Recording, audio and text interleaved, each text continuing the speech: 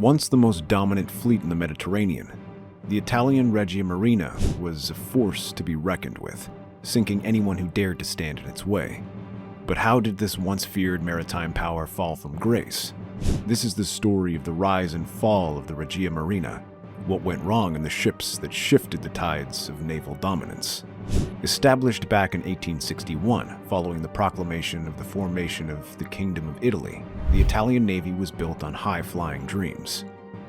Merging the navies of various states, especially those of Sardinia and Naples, the Italian Navy, or the Regia Marina at the time, inherited a mighty fleet of sail and steam-powered ships, along with rich naval traditions. But it wasn't always smooth sailing.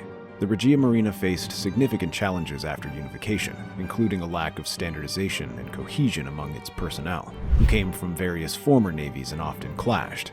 This issue persisted until 1881, when a unified naval academy was established in Livorno. Additionally, Italy did not possess the shipyards or infrastructure to build the modern ships required to match the rapid advancements in naval technology, such as France's Gloire in 1858 and the 1862 clash between USS Monitor and CSS Virginia, which rendered older ships obsolete. It was so bad that Italy had to acquire warships from foreign shipyards. With the aforementioned crisis, it's no surprise that Italy performed woefully in the Navy's baptism of fire. Remember the Battle of Lissa in 1866? Italy had the upper hand on paper, but was still lost against the Austrian Empire near the Isle of Vis in the Adriatic Sea. Over 600 men and 2 armored ships were lost that day. Following the war, the Regia Marina faced challenges due to reduced budgets, which further hindered fleet maintenance and new construction. However, recovery began in the 1870s, under Simone Paqueret de Saint-Bon's leadership. The battleships Duello and Enrico Donaldo were 2 of the most powerful warships of their time. The corvette Magenta completed a global circumnavigation in 1896, and in 1897, the Navy collaborated with Guglielmo Marconi on pioneering radio communications. They were also the first to visualize the revolutionary all-big gun battleship concept, later known as the Dreadnought, in 1903. This resurgence couldn't have come at a better time for Italy, as the Italo-Turkish war against the forces of the Ottoman Empire was only 8 years later. Then they were better, more technologically advanced, and certainly more cohesive. With most of the Ottoman Navy remaining sheltered within the Dardanelles, the Italians maintained dominance over the Mediterranean during the conflict, achieving victories against the Ottoman light forces at Preveza and Beirut. The Italian forces also held a significant advantage over the Ottomans in the Red Sea, who only had a small squadron of gunboats. These vessels were eliminated during their attempt to retreat to the Mediterranean at the Battle of Confuta Bay. The Kingdom of Italy built 6 dreadnought battleships: Dante Alighieri as a prototype, Giulio Caesar, Conte de Cavour, and Leonardo da Vinci of the Conte de Cavour class, and Andrea Doria and Giulio of the Andrea Doria class before World War I commenced. But none of them took part in any major naval actions. Instead, the Regia Marina focused on opposing the Austro-Hungarian Navy in the Adriatic Sea. The campaign primarily involved Austro-Hungarian coastal bombardments, German and Austro-Hungarian submarine operations in the Mediterranean, and Allied blockades to contain surface units. While the blockade succeeded against surface ships, it failed to restrict submarine activity, which continued throughout the war. Interestingly, the Italian Navy largely avoided direct confrontations with the Austro-Hungarian Navy during the war, but suffered significant losses. The destroyer Turbine was lost in 1915, followed by the armored cruisers Amalfi and Giuseppe Garibaldi, both sunk by Austrian submarines. The battleships Benedetto Brin and Leonardo da Vinci were also destroyed by explosions, with the later suspected to be sabotage. The worst of all was the sinking of the large troop transport SS Principe Umberto in 1916, resulting in the loss of 1,926 lives, the deadliest naval disaster of World War I. Italy's major, or possibly sole, success against the Austro-Hungarian Navy in World War I was the creation of the mass boats, most especially the Mass 15. Designed to counter the Austro-Hungarian Navy's larger battleships, the Mass 15 was crafted for stealth and speed, enabling it to infiltrate enemy lines and deliver devastating attacks. She was also constructed using lightweight materials and a sleek low-profile hull to reduce both visual and radar signatures. Powered by 2 Fraschini patrol engines and 2 Rognini electric motors, Mass 15 could reach speeds of up to 21 knots, and despite her size, she was no slouch in the armament department. She featured two 450mm torpedo tubes for offensive chores, both capable of launching torpedoes that could inflict significant damage on larger vessels. Not impressed? Alright, how about her 47mm gun and three 6.5mm machine guns? Both were perfect for close-range defense and anti-aircraft purposes. The only con I really think of is her seaworthiness. The lightweight design, while advantageous for speed, compromised the boat's stability in rough seas. This could potentially affect operational effectiveness in adverse weather conditions. Speaking of operational efficiency, the MAS 15's armament, though effective against certain targets, was less formidable against heavily armored ships. This would have drastically limited her offensive capabilities in some engagements. Take nothing away from her, though.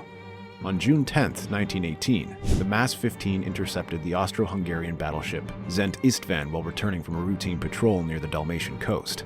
Using the MAS's speed and stealth, Rizzo penetrated the escort screen undetected and fired two torpedoes, both hitting the ship near its boiler rooms. The damage caused severe flooding, a loss of power, and an eventual capsize off Bermuda Island 3 hours later, with 89 crew members lost. The crazy part? The Szent István sinking was captured all on film. Though Capitano Luigi Rizzo was awarded a second gold medal of military valor for the monumental victory, the journey of the MAS 15 didn't end there. It planted two magnetic mines during the early hours of the first day of November 1918, which exploded and sank the Austro-Hungarian flagship SMS Veribus Unitas. Following the Navy's poor performance in World War I, Italy sought modernization of the Regia Marina in the interwar years to dominate the Mediterranean and challenge the British Royal Navy. Despite restrictions of the 1922 Washington Naval Treaty, which mandated parity between Italy and France in battleships and carriers, Italy pursued a naval buildup, focusing on cruisers, destroyers, submarines, and new Littorio-class battleships while modernizing older ships like the Conte de Cavour and Andrea Doria classes. Why, you ask? France was growing in strength in the 1930s, and Italy needed to catch up with the country, which was viewed as a primary threat. The Regia Marina focused on building fast ships with long-range guns to avoid close combat with the more experienced Royal Navy. This strategy allowed Italian vessels to engage or retreat at will, striking the enemy before they could retaliate. Early 1920 cruisers, like the Giovanni del Bande Nere, also featured thinner armor, which played a key role in losses such as the Battle of Cape Spada. This made later classes like the Raimondo Montecuccoli to be designed with thicker, more balanced armor. Named after the esteemed Italian general and military theorist Raimondo Montecuccoli, the ship marked a groundbreaking departure from earlier designs by evolving into a proper cruiser rather than a destroyer hunter, tasked with multiple roles, including reconnaissance, fleet protection, and supporting larger battleships during engagements. The design of the Raimondo Montecuccoli was just like the Condottieri class she led, and it balanced firepower, speed, and protection. At 6,000 tons, she was relatively light for a cruiser, but well equipped with six 152mm guns, which were arranged in 3 turrets.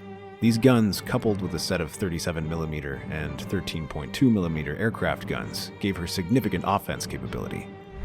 She was also very quick to respond to threats and perform hit-and-run tactics when necessary, thanks to her high-speed 32 knots. The only drawback was she was relatively light compared to heavier cruisers, a fair trade-off in design to maintain her high flying speed. At the start of the Mediterranean campaign, Raimondo Montecuccoli participated in the Battle of Punta Stillo on July 9, 1940, and shelled Greek positions near Corfu in December. Yet her greatest performance was on the 15th of June 1942, when she led a successful attack on the Harpoon convoy during the Battle of Pantelleria. Together with Eugenio de Savoia, Montecuccoli engaged in a prolonged gunnery duel, where she not only crippled the destroyer HMS Bowdoin, but also damaged the cruiser HMS Cairo and destroyed the HMS Partridge. Only 2 ships from the convoy reached Malta, one damaged by a mine. The Italian squadron also sank 2 Allied freighters, the Bardwin and Kentucky. Despite her impressive design and military feats, the cruiser faced several challenges. Though she was incredibly fast on sea, Montecuccoli's light armor made her vulnerable to heavy artillery. The armament was also limited compared to the larger, more heavily armored warships of the time. Her roles were reduced as the war progressed, possibly due to fears of heavy artillery. Looking back, Raimondo Montecuccoli was a pretty good reflection of the Italian Navy at the time.